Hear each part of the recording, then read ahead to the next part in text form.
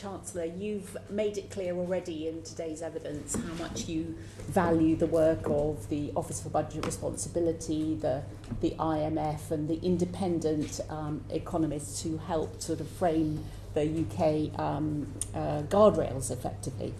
And I note that in their Article 4 examination of the UK economy last year, which was published on the 1st of July, the IMF said this about the UK economy. It said, growth is recovering faster than expected. Inflation has fallen rapidly to target. And then you became Chancellor on the 5th of July, and the budget came out at the end of October.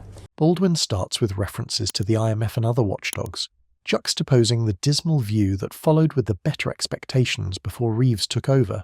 And I was very struck by the difference between the report that the Office for Budget Responsibility put out last October and the one that was published last week with your spring statement. In those 5 months, their forecast for inflation this year has gone from 2.6% to 3.2%. Obviously, you highlighted the fact that their growth forecast has halved from 2% to 1%. They're also expecting UK borrowing, to be £47.5 billion higher in the forecast period.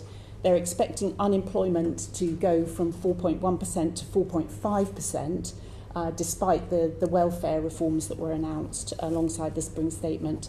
They're expecting debt interest to be over £30 billion higher over the next 5 years. They're expecting, at the end of the forecast period, for there to be more children in poverty than in their last report.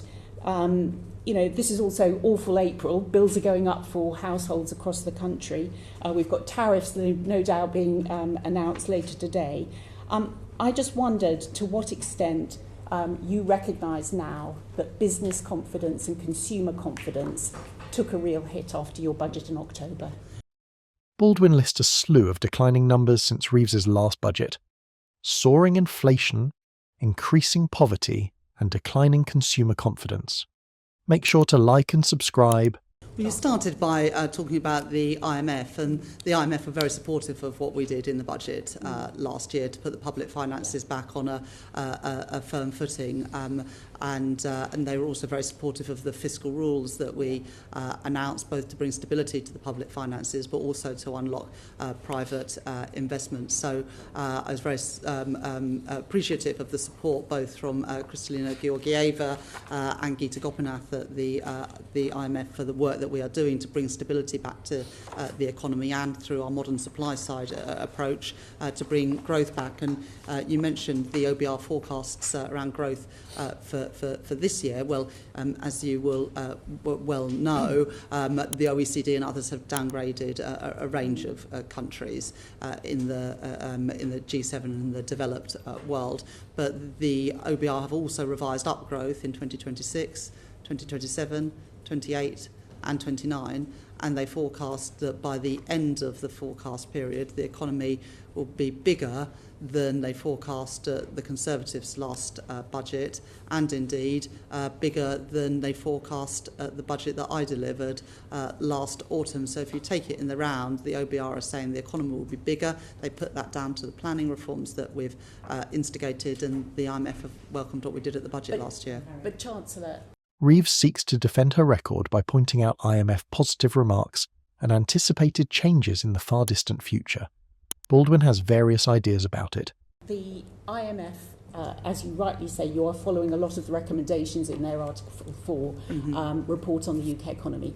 You must acknowledge, you cannot deny the reality that since October last year and the spring statement, growth in this economy, the confidence of businesses, the confidence of consumers has been considerably worse than you were hoping for when you announced that budget.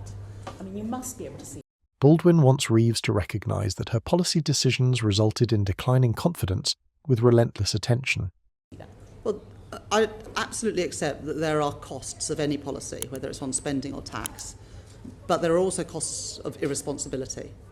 And just imagine if last October I hadn't have taken the action that we did, to put the public finances on a firm footing, to put more money into the NHS, which has seen for 5 months in a row NHS waiting lists fall and 2 million additional appointments in the National Health Service, reducing those record waiting lists that were bequeathed to us by the previous government, but also because we've brought stability back to the economy. When the world changed, as it undoubtedly has these last few months, we were able to uplift the spending we put into defence to take it to 2.5% of GDP within just 2 years, the biggest sustained increase in defence spending. Reeves uses NHS improvements to try to defend more taxes and expenditure.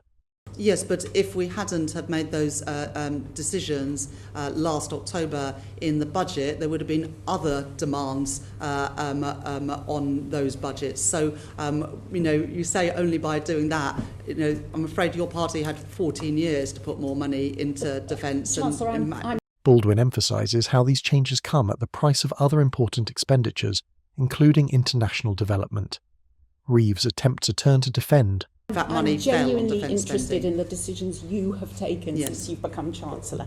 And what I'm not hearing is, in terms of these economic statistics since your budget last October, is anything that has got better in terms of these economic numbers.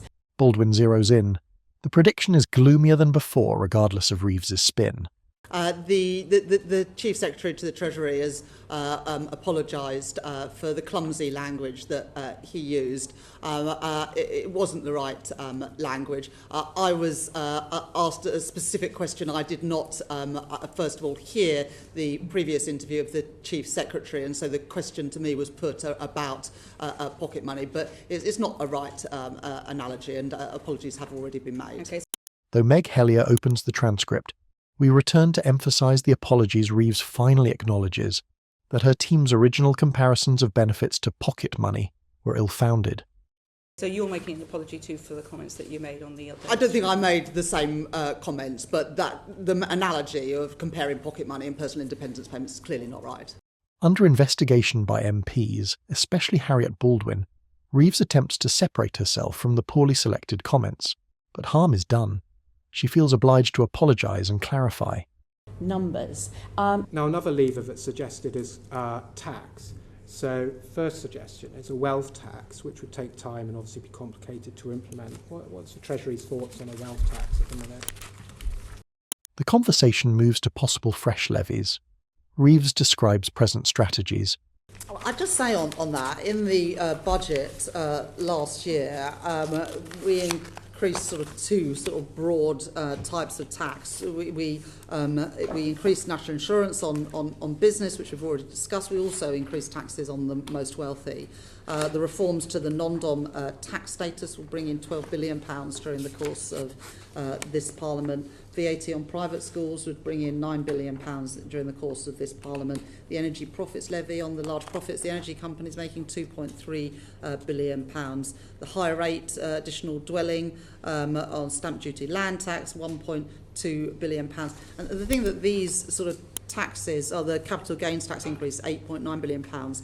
Inheritance tax changes about just over £5 billion. The point is these taxes, by their nature, fall on more wealthy people. And so my argument would be that we did already increase significantly taxes on the wealthiest. Although Reeves praises these steps as progressive, Baldwin is not impressed about the lack of changes in more general economic indicators. Order, order. In your chart 1.1 in the Treasury document published alongside the spring statement, it specifically spells out that the autumn budget measures in terms of crowding out and employer national insurance have actually reduced the UK economy. Surely you can accept that it's your measures that have had some of this impact in terms of the deteriorating statistics that I've mentioned since October. Reeves once more argues for the need of difficult decisions, while Harriet Baldwin notes the official statistics indicating bad economic consequences. So I've said that, of course, there are always costs to any policy on tax or spending, but there is also a cost of the counterfactual. And the counterfactual would have been leaving the public finances on an unfirm footing, to embed the instability that was bequeathed to us by the previous government, and it would also have meant further increases in NHS hospital waiting lists. So we increased national insurance contributions and we put £25 billion extra investment into our National Health Service.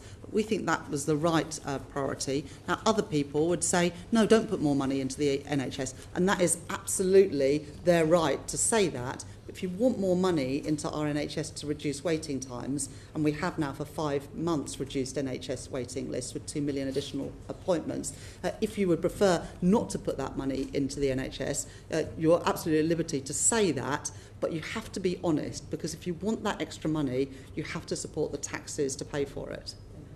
Well, we can monitor the impact of that as time goes by, but in terms of the number that you just cited to this committee, which was the £500 a year extra in real household disposable income, could you just help the committee out, because I wondered which official document that's actually published in? Well, it's from the OBR numbers, and I already have given that answer to Yuan Yang.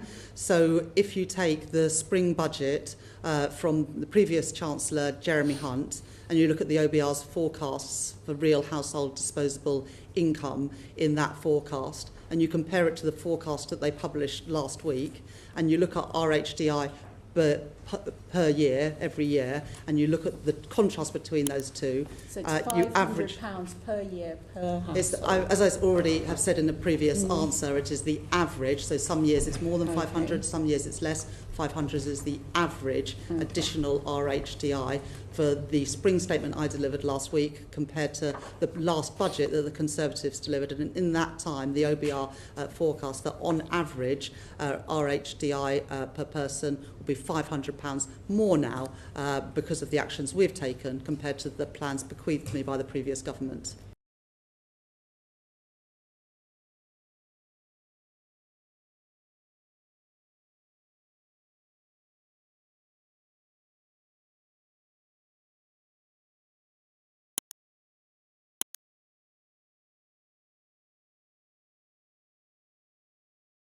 Reeves makes frequent references to OBR figures, but Harriet Baldwin is dubious about how these numbers fit growing inflation, soaring poverty, and declining consumer confidence. Baldwin's last push cements Reeves's defensive posture.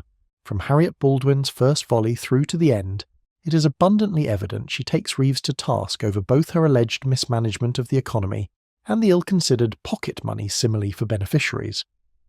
Reeves tries to defend her budget cuts by pointing out the support of the IMF and long-term OBR forecasts, after being obliged to back off the analogy. Baldwin, pointing to instantaneous negative effects on inflation, growth and household earnings, is not convinced though. By the closing of the session, Harriet Baldwin stands up as the more forceful figure, gently urging Rachel Reeves into an apology and drawing attention to declining company confidence and consumer sentiment since Reeves's budget. While exposing flaws in Reeves's defence of her economic decisions and communications approach, the conversation underscores the conflict between the Chancellor's promise for long-term stability and MPs' need for rapid, noticeable changes.